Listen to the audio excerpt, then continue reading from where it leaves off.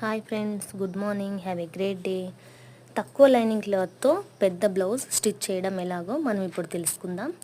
Back front lining cut చేసి original piece మీద వేసి కట్ చేసుకోవాలి. హ్యాండ్స్కి కొంచెం క్లాత్ తక్కువ పడుతుంది.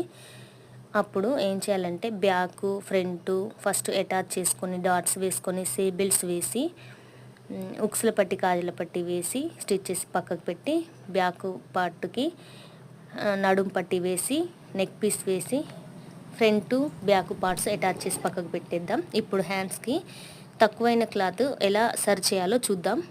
ఇలా స్ట్రైట్ కట్ పీస్ తీసుకొని హ్యాండ్స్కి జాయింట్ చేసి రిటర్న్ చేసి పైన కుట్టు వేసి ఇప్పుడు హ్యాండ్స్ని ఎప్పుడులాగానే నార్మల్గా చేతి పని కోసం మలిచి స్టిచ్ ఒక పెద్ద స్టిచ్ వేసుకొని పక్కకు పెడదాం.